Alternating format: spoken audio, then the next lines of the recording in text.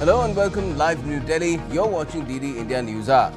I'm Gautam Roy, and coming up in the next 1 hour. Russia and Ukraine both report attacks on each other's energy infrastructure despite the Trump-Putin call. Zelensky alleges Russian violation, asks the US to monitor the ceasefire before his own conversation with the US president. India expresses deep concern over the Gaza situation, calls for immediate release of all hostages and ensuring of continuous supply of humanitarian aid. India's External Affairs Minister Dr. S. Jaishankar calls for a macro business strategy at the Raisina Dialogue, likens tariff deployment to weaponization. And from her ancestral village to the corridors of power in Delhi, India rejoices the safe return of her astronaut daughter Sunita Williams after a prolonged 9-month space stay.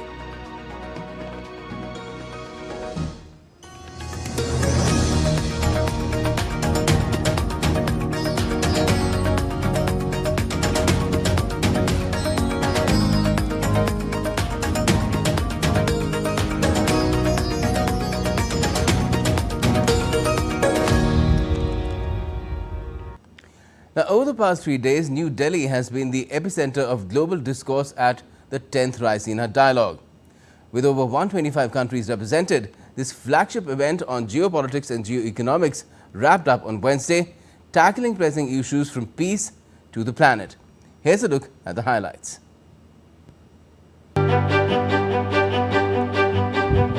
The Raisina Dialogue 2025, which was inaugurated by Prime Minister Narendra Modi, was a powerhouse of ideas drawing heads of state, ministers and thought leaders to India's capital. Hosted by Observer Research Foundation and Ministry of External Affairs, this year's theme, Kal Chakra, People, Peace, Planet, set the stage for bold conversations on a world in flux. Let us focus instead on a more practical and attainable peace, based on a series of concrete actions and effective agreements which are in the interest of all concerned. There is no single, simple key to this peace, no grand or magic formula to be adopted by one or two powers. Genuine peace must be the product of many nations, the sum of many acts. It must be dynamic, not static, changing to meet the challenge of each new generation. US Intelligence Chief Tulsi Gabbard underscored peace as a unifying force, spotlighting the strong India-US partnership. Meanwhile, New Zealand Prime Minister Christopher Luxon, the chief guest, hailed India's role in the Indo-Pacific, pushing for deeper economic ties amid a tech-driven future. India that have a significant role to play in the Indo-Pacific region. In an increasingly multipolar world, India's size and geostrategic heft gives you autonomy. For at a time when democracy is in decline with less than half the world's adults electing their leaders, it truly is an inspiration that 650 million Indians turned out to vote last year in the largest election in history. Your national election is a triumph of logistics, but it's also a triumph of legitimacy. We want to live in an Indo-Pacific where countries are free to choose their own path, free from interference. A region where no one country comes to dominate. And it is a sign of the times that I have to stand here defending respect for sovereignty, yet New Zealand's approach is increasingly shaped around that objective. From trade tensions to climate challenges, the dialogue bridged divides. Indian External Affairs Minister S. Jaishankar wrapped it up with a call for collaboration, emphasizing India's growing global voice as a connector of nations and ideas. Dr. Jaishankar also called out the threats to global trade due to rising isolationist policies. There are different ways of dealing with weaponization. One is to stay on the right side of the weapon. You don't get hit. The world today makes business decisions, factoring in national security. In the digital era, I think it's not just about cost. It is about comfort. It is about trust. We are involved right now in 3 big trade negotiations with the EU, with the UK, and now with the United States. These are our growth markets. These are our technology partners. I think there are non-economic factors which I think increasingly influence business decisions. As the curtains close on Raisina 2025, the message is clear. Unity and innovation are key to navigating an uncertain world. From New Delhi, this dialogue leaves a blueprint for progress, rooted in people, peace and planet. From New Delhi, Akshay Dongre, DD India. And India's External Affairs Minister Dr. S. Jaishankar met with the Moldovan Foreign Minister on Wednesday to discuss the advancement of bilateral and multilateral relations between the two nations. During the meeting, both the leaders emphasized the importance of strengthening ties and exploring new avenues for collaboration. As a significant outcome of the discussions, India and Moldova signed a memorandum of understanding on agricultural cooperation, marking a step forward in fostering mutual growth and development in the agriculture sector. The meeting, of course, took place in the sidelines of the Raisina Dialogue. India's External Affairs Minister Dr. Jaishankar also held a meeting with the Foreign Minister of Liechtenstein on Wednesday to strengthen bilateral and multilateral relations between the two nations. And during these discussions, both the leaders reviewed the progress of the Trade and Economic Partnership Agreement, highlighting its potential to enhance trade and investment ties. They also deliberated upon their cooperation within the United Nations and exchanged views on the ongoing Ukraine situation. And Dr. Jaishankar also engaged in a productive meeting with the Foreign Minister of Georgia on Wednesday, aiming to deepen the ties between the two nations. Both leaders emphasized the importance of leveraging their historical connections and shared values to foster a stronger partnership. And Ukraine's Foreign Minister Andriy Sybiha, speaking at the Ukraine-India meet in Mumbai, announced that Ukraine is ready to unconditionally advance a ceasefire proposal aiming for a just and lasting peace. The minister highlighted Ukraine's immense potential and underscored India's pivotal role in its future, stating that strengthened bilateral ties could unlock significant opportunities. The event also marked the inauguration of the Consulate General of Ukraine in Mumbai, attended by key dignitaries including Maharashtra Minister Jaikumar Raval. Historically, Ukraine and India had really close ties. And we are ready to develop our bilateral relations. Your role of India is very important, once again, in this peace process. And we do really hope to boost our bilateral relations, to open here, in such an important center, Mumbai, our general consulate. It is very strong signal. It is also strong confirmation how important India is, not only for Ukraine, but globally. Now, as the Russian President Vladimir Putin demanded that Western countries stop providing military support to Ukraine under any final ceasefire agreement with Kyiv, after a phone call with US President Donald Trump on Tuesday, the trajectory of Washington's peace efforts is causing significant unease in Europe. DD India's Amritpal Singh spoke with former Prime Minister of Sweden, Carl Bildt, at the Raisina Dialogue in New Delhi. Listen in. Even as US President Donald Trump and the Russian President Vladimir Putin concluded their phone call yesterday, there is considerable unease in Europe about the way things are progressing. I have with me former Prime Minister of Sweden, Carl Bildt, to talk about that. Excellency, how do you see the way the talks are progressing between right now Russia and the United States, how President Trump is trying to get at least a ceasefire through in the initial phases? He is trying to get a ceasefire. I think that's good. But what we learned yesterday, perhaps not that surprising, was that Mr. Putin is not ready for ceasefire. They said effectively no to President Trump. Then he said, well, let's do some more limited, whatever that is. We will see now what's going to be the next step of President Trump. But clearly President Trump is here, to see that a ceasefire comes into effect soon. So he's speaking both to the Ukrainians and to the Russians. What does Europe want? Then a ceasefire is good, but it doesn't sort out everything. Then after that, there would be the need for, I think, a prolonged period of political talks to find more sustainable solutions. So clearly there seems to be a difference, discernible difference between the United States and Europe on how the truce deal should come about. With cameraman Mohit Uike, this is Amritpal Singh for DD India in New Delhi. Also, strengthening development partnership in the Indo-Pacific was one of the key themes of the 10th Raisina Dialogue in New Delhi. Antigua and Barbuda Foreign Minister Paul Chet Green spoke to DD India's Amritpal Singh about the consensus that emerged at the three-day conclave. What is the sense on cooperation between the Global South, strengthening that, and the way India has taken the leadership of the Global South? My takeaway from this very important and historic dialogue is that India is certainly committed to the Global South, and that coming out of this conclave, the Global South is stronger, better positioned to deal with the global realities of the moment, and for that I thank India profusely.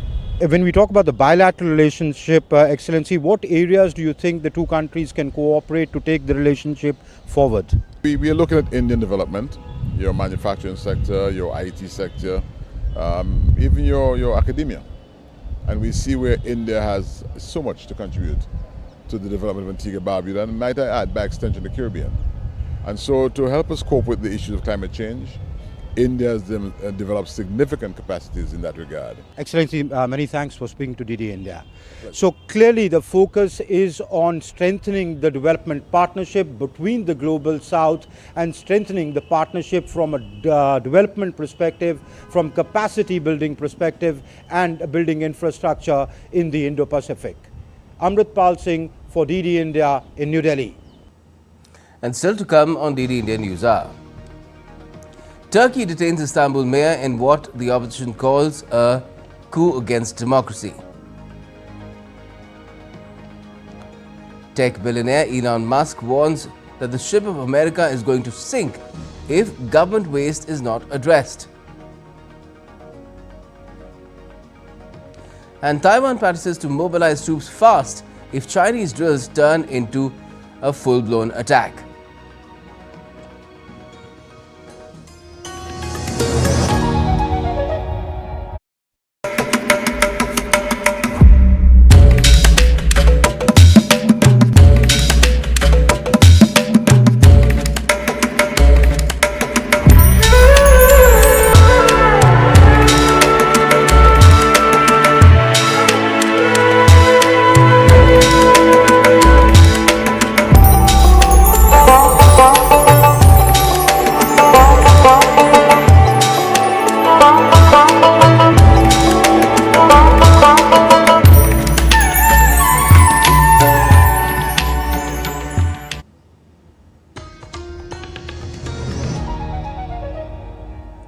Welcome back. You're watching DD India NewsHour. I'm Gautam Roy. Now, after Tuesday's deadly attack on Gaza, in which more than 400 people were killed, Israel on Wednesday launched a fresh wave of strikes in the region and issued a last warning to Gazans to return the hostages and remove the Hamas from power. While the US held Hamas responsible for the resumption of the hostilities, several world leaders expressed alarm and concern over the crisis. India has also expressed deep concern over the situation in Gaza and has called for urgent need for the release of all hostages and the continuous supply of humanitarian aid to the region. Here's more in this report. Anti-government protesters chanting slogans and waving flags while demonstrating outside Israel's parliament, the Knesset, in Jerusalem. They were calling for a hostage deal and opposing the resumption of the war in Gaza. A number of people were killed in airstrikes across Gaza overnight, after Israel said it was resuming combat operations in the Palestinian territory. Israel's military confirmed that air and naval forces launched overnight strikes on multiple targets in Gaza. The IDF reported hitting a Hamas military site in northern Gaza and striking Palestinian Islamic Jihad vessels off the coast. It comes after Israel's Prime Minister Benjamin Netanyahu said fighting would resume in full force and added, "This is just the beginning." Israel will fight, and Israel will win. We will bring our people home, and we will destroy Hamas. We will not relent until we achieve all these vital goals, and we will not rest until we give our country a future of peace, prosperity, and hope. The United States said responsibility for the resumption of hostilities in Gaza lies solely with Hamas, and the US supports Israel in its next steps. The blame for the resumption of hostilities lies solely with Hamas. This brutal terrorist organization has steadfastly refused every proposal and deadline they've been presented over the past few weeks, including a bridge proposal to extend the ceasefire beyond Ramadan and Passover, to allow time to negotiate a framework for a permanent ceasefire. India on Wednesday expressed deep concern over the situation in Gaza. In a statement released by the Ministry of External Affairs, New Delhi called for the urgent need for the release of all hostages and the continuous supply of humanitarian aid to the region. World leaders have expressed alarm and concern at the series of Israeli airstrikes on Gaza. European Union Foreign Policy Chief Kaja Kallas said on Wednesday that she told Israeli Foreign Minister Gideon Saar that the situation in Gaza is unacceptable. The French President Emmanuel Macron and the UK Prime Minister Keir Starmer expressed deep concern over the crisis and called for a permanent end to hostilities and the release of all hostages in Gaza. Israel's airstrikes are a tragic step backward. There is no military solution in Gaza. I'm deeply concerned about the resumption of Israeli military action in Gaza. The images of parents carrying their children, young children, to hospitals have emerged over the last few days are truly shocking, alongside the sheer number of people who've been killed.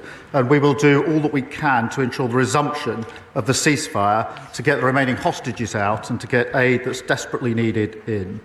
Meanwhile, Hamas said it is open to talks on getting the ceasefire back on track, but will not negotiate the agreement that took effect on January 19.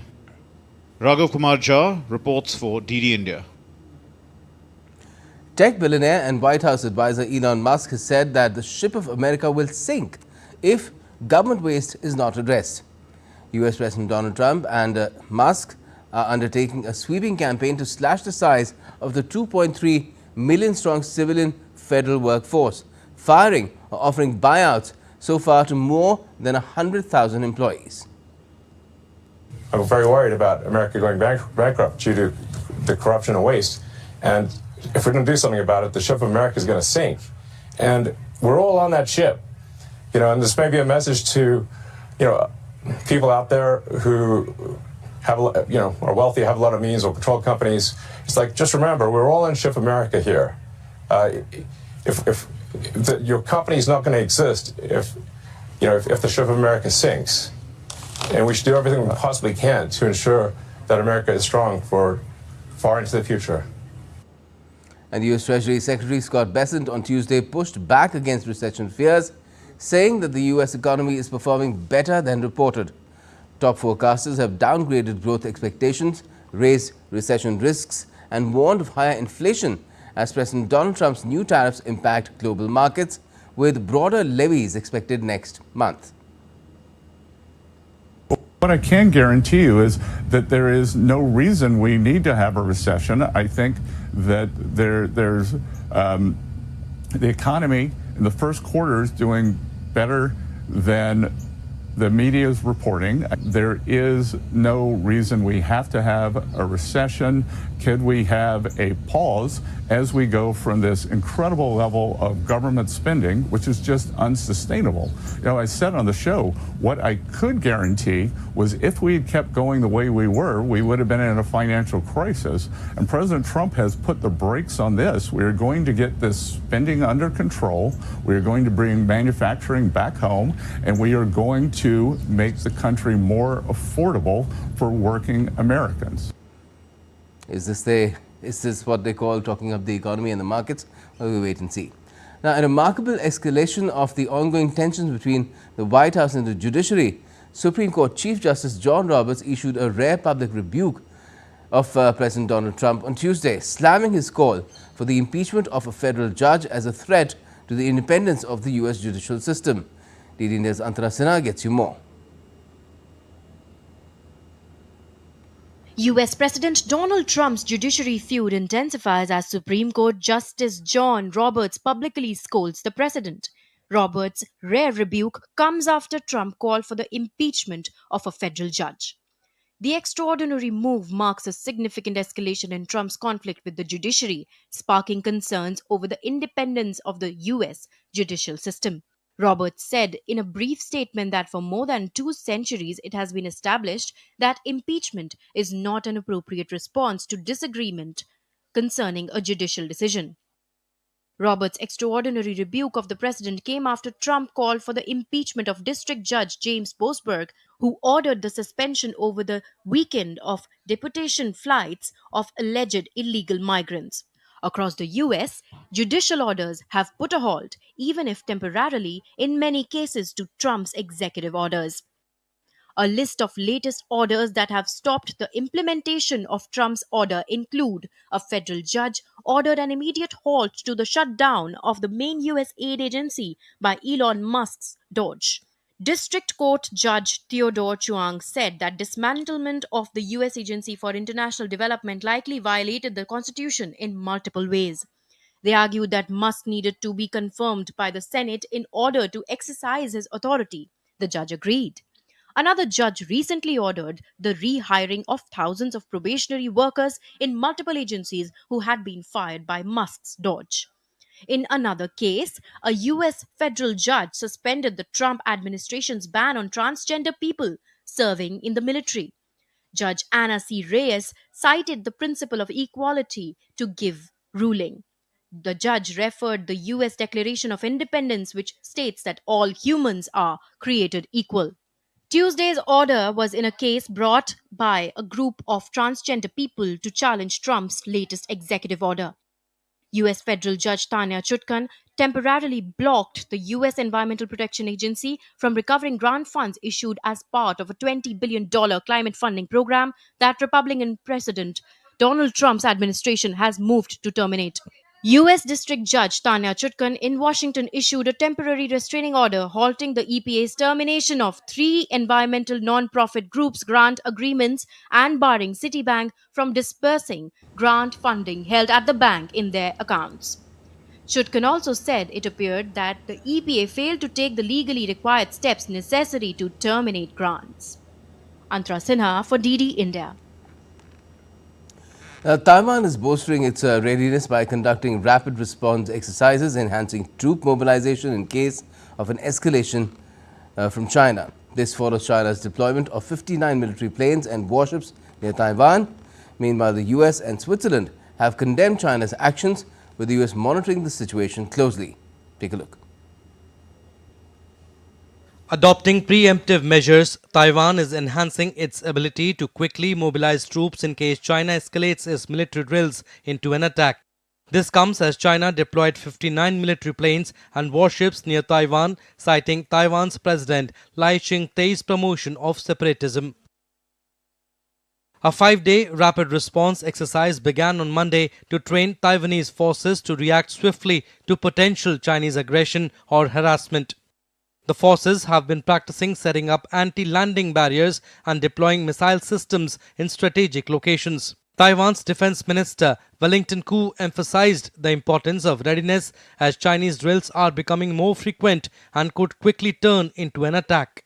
The military must be ready to act as soon as it detects any warning sign. We plan to improve its rapid response capabilities.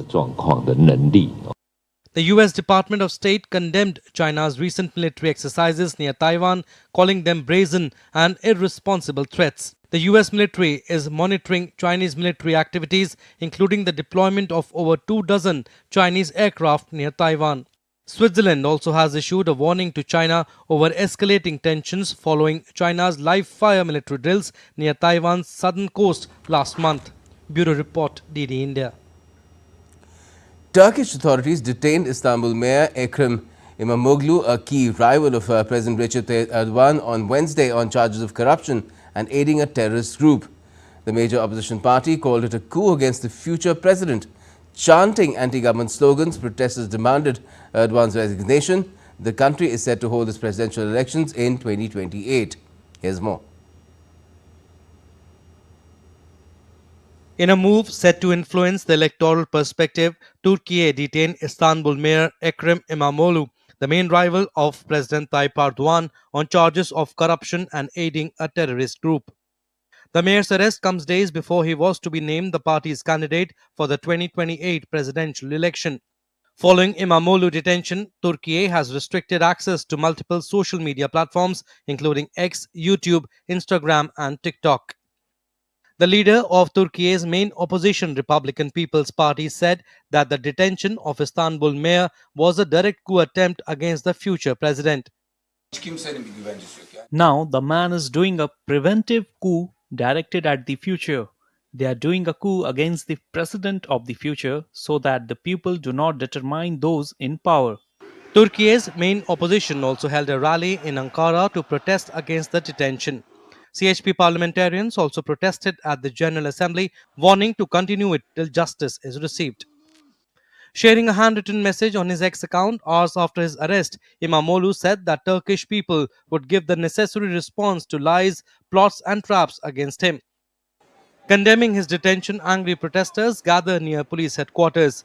Calling it a coup against democracy, over 100 protesters gathered chanting anti-government slogans. Today, a coup was attempted against Turkish democracy, a civilian coup.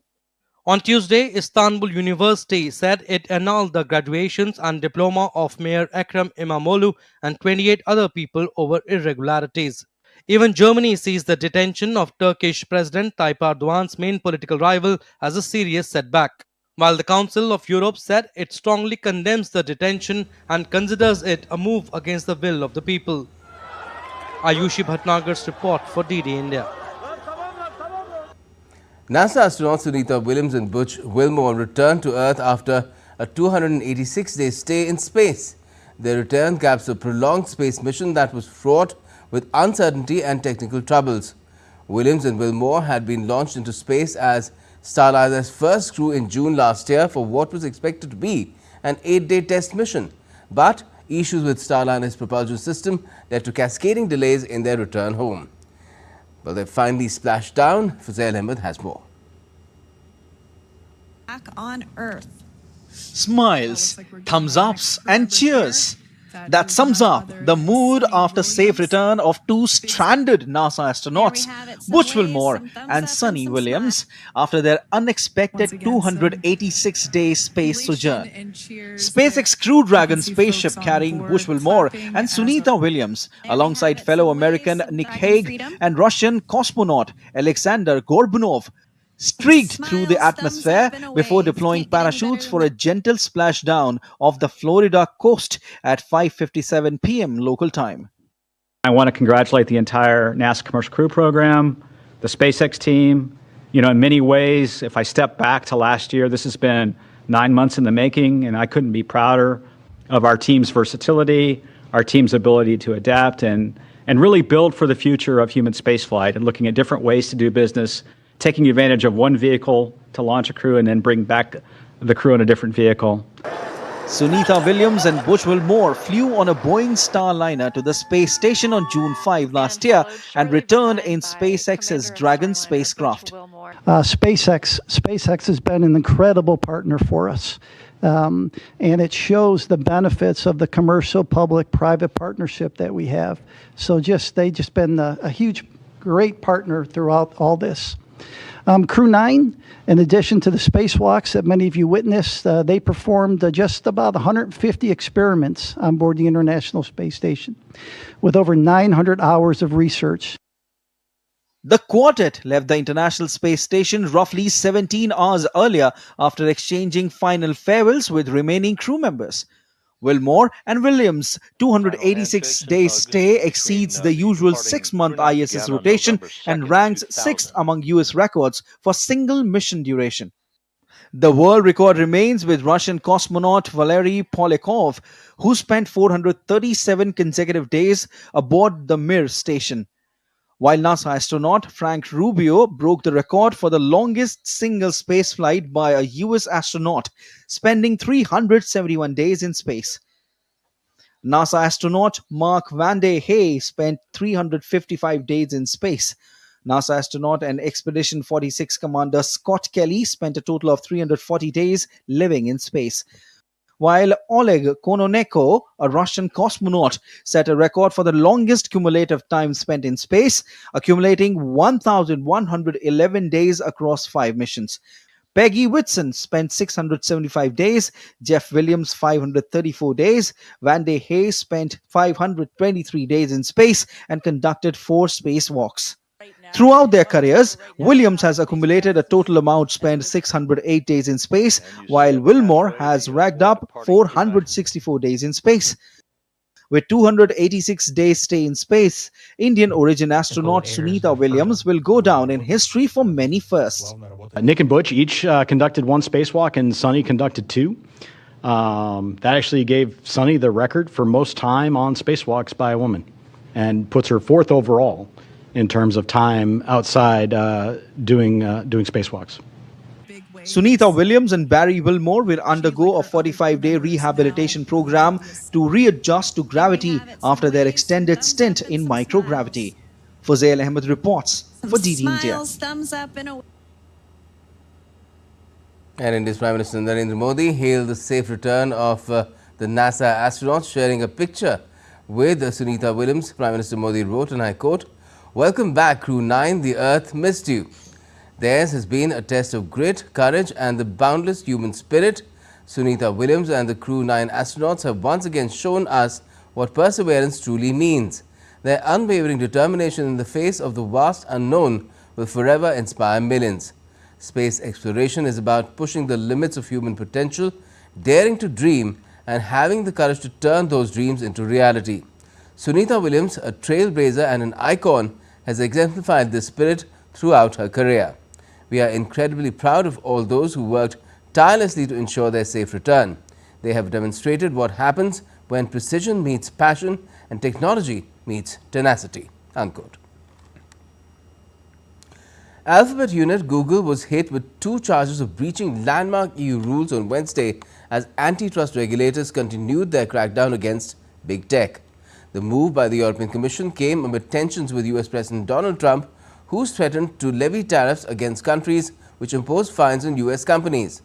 Google has been in the European Union's crosshairs since March last year over whether it restricts app developers from informing users about offers outside its App Store Google Play and whether it favors its vertical search services such as Google Flights.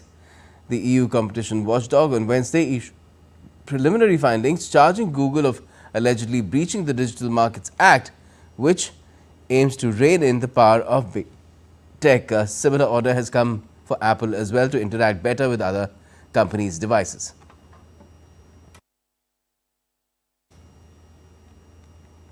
And still to come on DD India NewsHour. We'll be speaking with our expert guest about why nothing has changed on the ground in Ukraine despite the much touted Trump-Putin call, and now a call with Zelensky as well. India's Union Cabinet approves incentive scheme to promote low-value Bhim UPI transactions. And India's President Draupadi Murmu honors journalists at the 19th Ramnath Goenka Awards.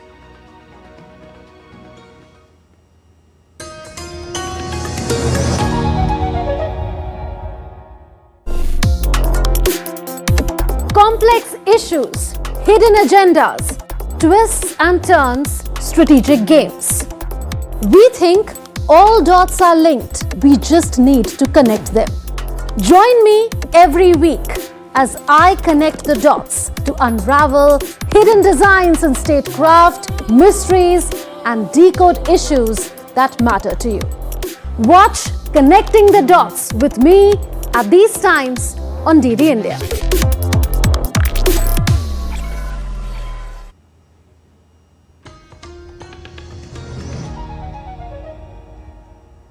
Welcome back. You're watching DD India NewsHour. I'm Gautam Roy.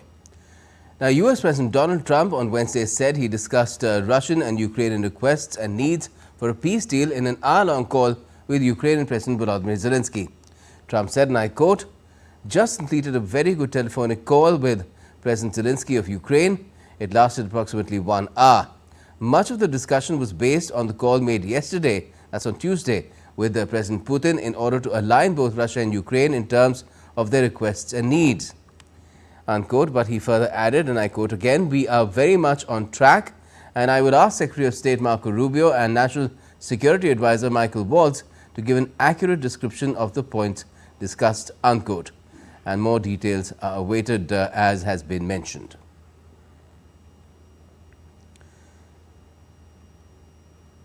Now, let me take you across to my colleague Amritpal Singh for more on this. Amrit, what does this really mean in terms of taking the process forward, although nothing really has changed on the ground in Ukraine? That's right. Nothing on the ground has changed, and in fact, I think both sides are taking maximalist positions to make as many gains as possible on the battlefield, so that finally, when they come on the negotiating table, they can negotiate from a point of strength. So that seems to be the strategy of both sides on the battlefield. But this phone call is important from the point of view that it comes a day after the American president spoke with the Russian president. So he would have briefed the Ukrainian president about what transpired in that phone call, what, as he in his own statement, he indicates to align the requests and needs of both sides. So what the Russians are amenable to, what they want, what their red lines are. He's mandated Marco Rubio and Tim Walz, the National Security Advisor, to give more detailed statement on the accurate details of the statement.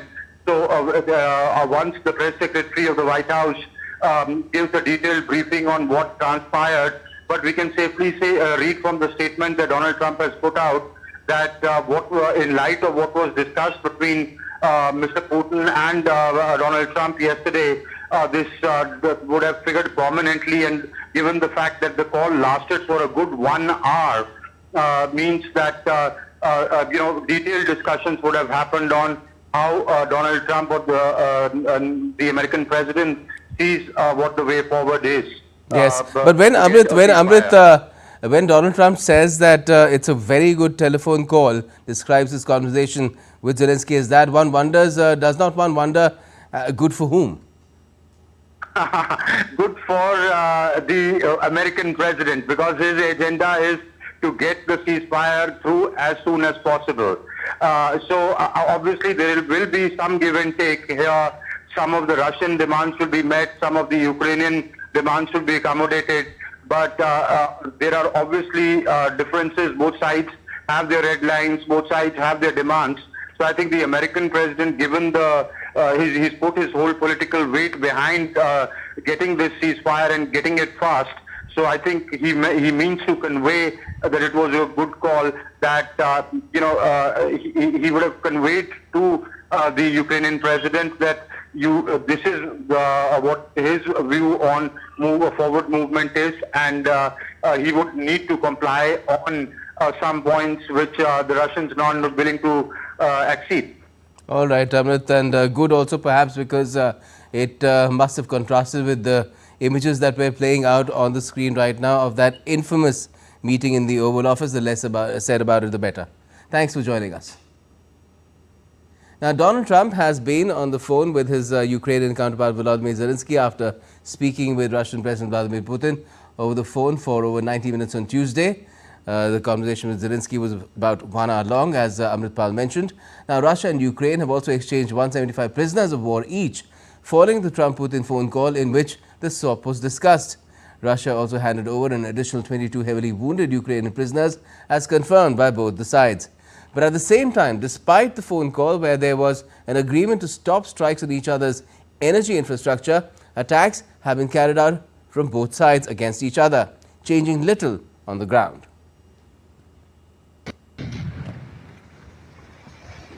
Scenes of key infrastructure being targeted on both sides of the front line in Ukraine and Russia soon after a partial ceasefire to stop targeting energy infrastructure was agreed between US President Donald Trump and his Russian counterpart Vladimir Putin during an over 90-minute phone call. Ukraine said Russia hit it with around 150 drones, which not only targeted its power plants but also transport and 2 hospitals packed with civilians in Sumy. The attacks prompted Ukraine's President Volodymyr Zelensky to remark that Putin's words are very much at odds with reality, while seeking a US monitoring of the ceasefire between Kiev and Moscow as he met his Finnish counterpart in Helsinki, seeking more arms for his country. The main subject of this control, I believe, should be the United States of America.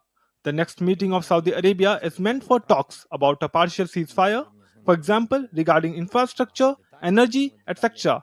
And shipping safety will also be discussed. That is, it will be a technical team. Russia, on the other hand, claimed it suspended its attacks on Ukrainian energy infrastructure after the Trump-Putin phone call and even shot down its own Ukraine-bound drones. But it accused Kiev of striking its energy infrastructure overnight, targeting an oil depot in southern Russia.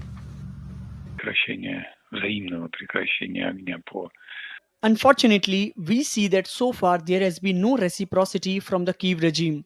There have been attempts to strike at our energy infrastructure facilities. You know about this, and the information on this is also available. That is why we are closely monitoring whether the Kyiv regime listens to the firm intention of the president of the Russia and the United States to do everything possible step by step to move towards a peaceful resettlement. Expectations were high from Tuesday's phone call that Putin will respond positively to the 30-day ceasefire proposal agreed between Ukraine and the US. Instead, Putin only agreed to a 30-day pause in attacks on Ukraine's energy infrastructure, exchange of captive soldiers, and an ice hockey match between Russian and American players. The main condition being that the West stop providing arms and intel to Kiev.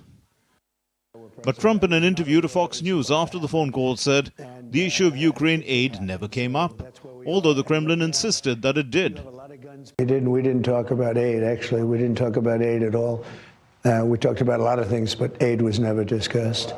The dissonance over what was agreed between Trump and Putin during the phone call is therefore stark, and several European leaders at the outset minced no words about Putin giving no ground to his US counterpart. It is actually nothing because it says to listen attack on exactly the infrastructure in Ukraine that is best protected. So it's a zero number if you like. And we have seen that the attack on civilian infrastructure did not let up in the first night after this supposedly groundbreaking great phone call. So Putin is playing a game, and I'm sure that the American president won't be able to stand by and watch for long. It has become evident that the over 90 minutes that Trump spent speaking to Putin amounted to nothing on the ground. Reports even suggest that Putin kept Trump waiting for about an hour before coming on the line after wrapping up a meeting with Russian industrialists. What remains to be seen is, will Trump do anything about it? Gautam Roy's report, DD India. So let's talk about it further because a lot really hangs in balance. Ravi Joshi now joins us, visiting fellow ORF, that is the Observer Research Foundation. Good evening, Ravi. What do you make of what's happening? Because it was a much touted phone call. Now a phone call with Zelensky's happened as well. But as far as this interim ceasefire, if we can call it that, well, nothing has materialized on the ground. Thank you, Gautam. Thank you for having me. Now, let me start with the telephone call between President Trump and Putin, which happened yesterday, which was for some reports say 90 minutes, some reports say 2 hours. Now, it was definitely a very long telephone call between two heads of states. Now, that shows that there is definitely some kind of a rapport which has been built up between the two of them. Now, let me go by the readouts issued by White House and the readout issued by Kremlin. There is a substantial difference between the two readouts.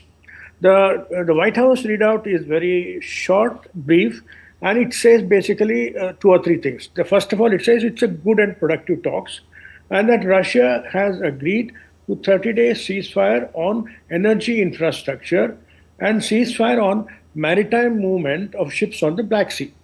Okay, now... Actually, it says energy and infrastructure for Donald Trump, which means different from just energy infrastructure. Energy infrastructure is much wider. That is the difference between Russian and White House. Now, White House says energy infrastructure, but Russian readout says energy and infrastructure. No, it's the other way around. It's the other way around. Okay, yeah. I'll go with you. Yeah, thank you. So there is some confusion about whether it only includes the gas pipelines which are going from Russia to Germany via Ukraine. That should be protected from attacks, or infrastructure means bridges, roads, and all kinds of ports, all that. Now, there is also mention about maritime movement on the Black Sea. Correct. That also comes under the ceasefire.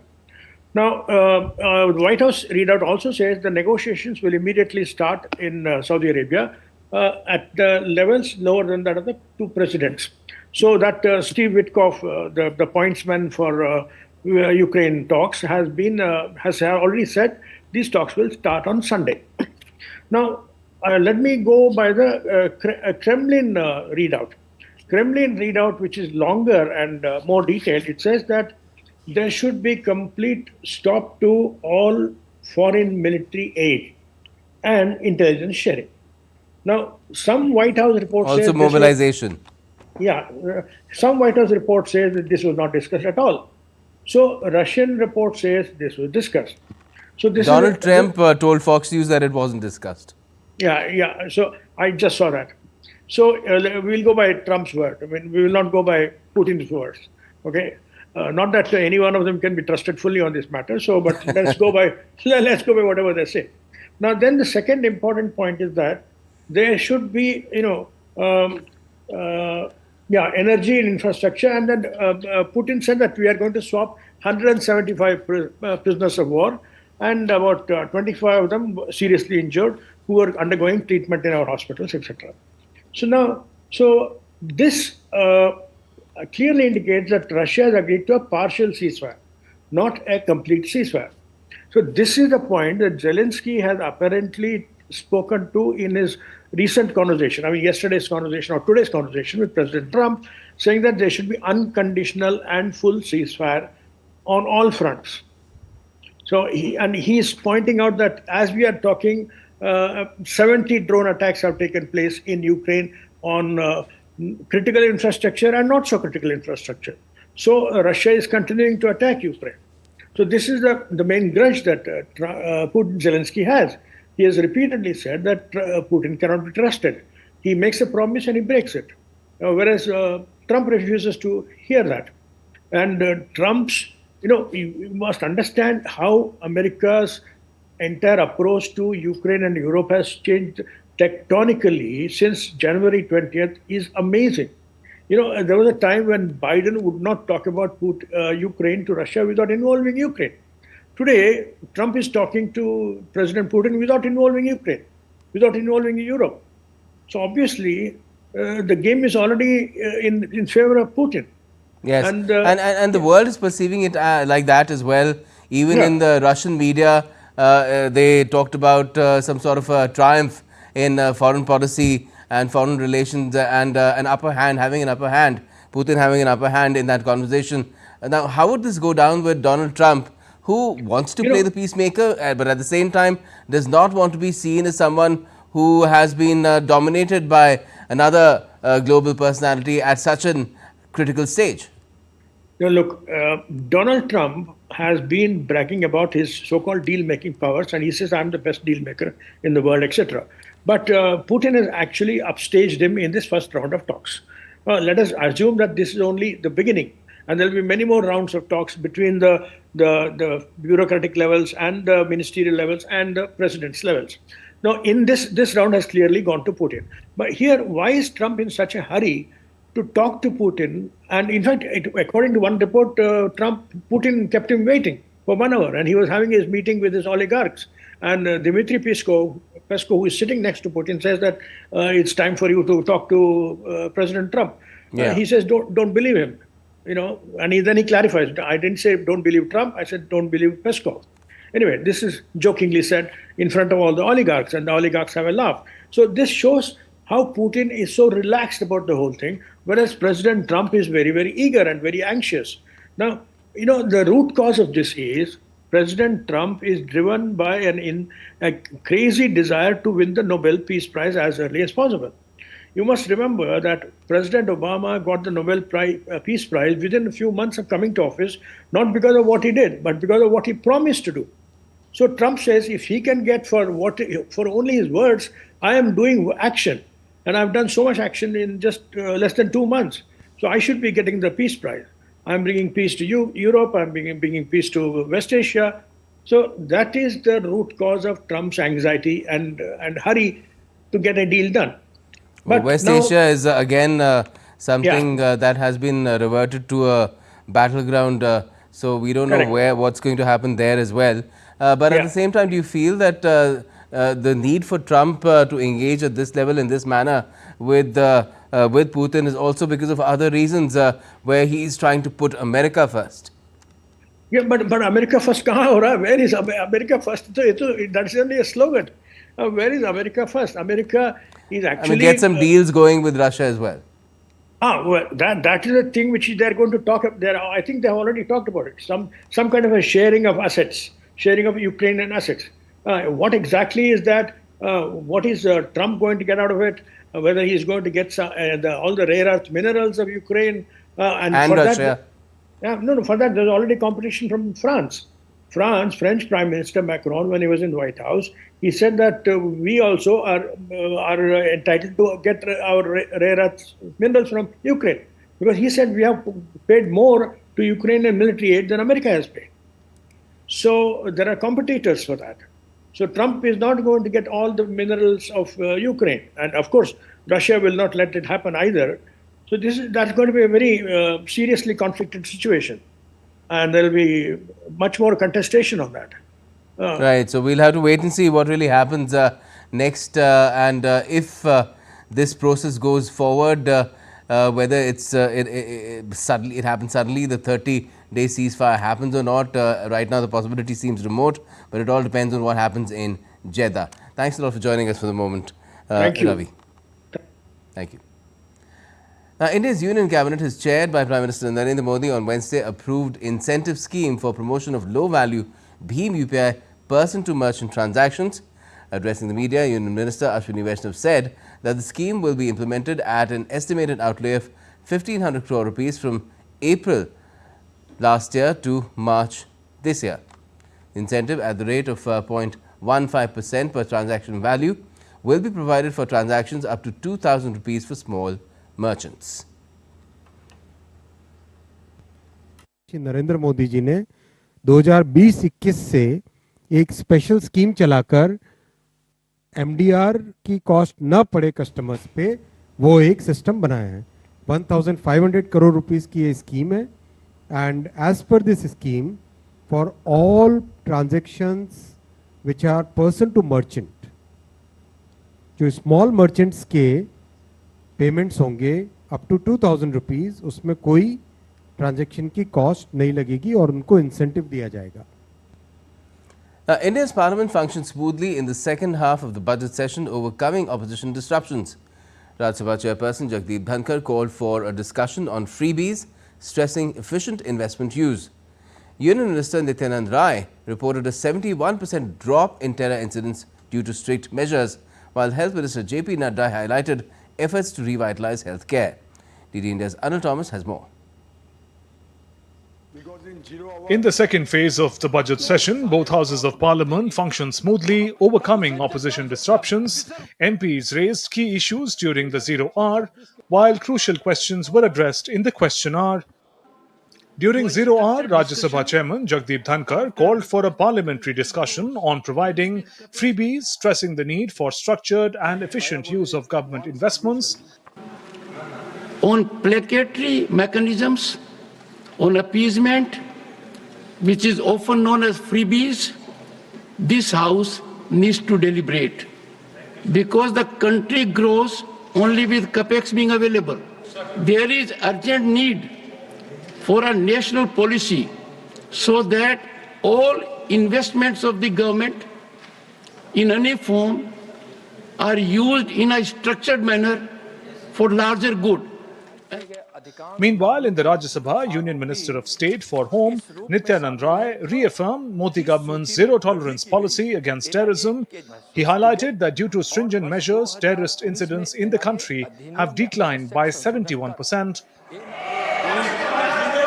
आज मोदी सरकार के नेतृत्व में और उनकी प्रेरणा से गृह मंत्री जी के मार्गदर्शन में आज जो जीरो टॉलरेंस की नीति के आधार पर भारत सरकार काम कर रही है, इसका परिणाम यह है कि हिंटरलैंड में जीरो घटनाएं हुई और आतंकवादी गतिविधियों में 71% की कमी आई। In the Lok Sabha, Union Minister Ashwani Vaishnav addressed several questions related to online gaming. He stated that the government has taken firm action against illegal online gaming platforms and is working closely with state governments to regulate the sector. Online game से related matters में कहीं पर कोई harmful content न जाए, कहीं पर बच्चों को उसका एक्सेस न मिले, कहीं पर एडिक्शन न हो, एज रेटिंग का एक मैकेनिज्म बने और पेरेंटल कंट्रोल का एक मैकेनिज्म बने। इन सब को ध्यान में रखते हुए ऑनलाइन इंटरमीडिएरी रूल्स के तहत ऑनलाइन गेम्स का रेगुलेशन करने का प्रयास किया गया है। The Rajya Sabha also concluded its discussion on functioning of the Health Ministry. Responding to the debate, Union Health Minister JP Nadda stated various government schemes have rejuvenated the health sector. He added that infrastructure gap in health sector is being systematically addressed. स्वास्थ्य का कायाकल्प करने का काम, स्वास्थ्य के हर vulnerable sections को, society को किस तरीके से हम मेन स्ट्रीमिंग कर सकें, ये सारे प्रोग्राम में पीएम अभीम, पीएम जय, पीएम हमारा आयुष्मान भारत डिजिटल मिशन, ये सब बहुत बड़ा इसका योगदान है और इसने इंफ्रास्ट्रक्चर के गैप्स को रोकने का काम किया पीएम अभीम ने। The process of passing the budget continues in Parliament. In Lok Sabha, discussions on the grant demands of the Ministry of Jal Shakti were held in the afternoon. The House undertook a discussion on the Home Ministry. Two speakers addressed the House before proceedings were adjourned for the day. Anil Thomas's report for DD India, Delhi. India's President Draupadi Murmu presented the 19th Ramnath Goenka Excellence in Journalism Awards at a function held in New Delhi on Wednesday. The awards were given for 20 exceptional contributions across 13 categories, including investigative journalism, politics, sports and regional languages. Journalists from print, digital and broadcast media were honoured for their commitment to truth and ethical reporting. Speaking on the occasion, President Murmu said that AI is disrupting the world, creating new opportunities as well as new challenges in many sectors, including journalism.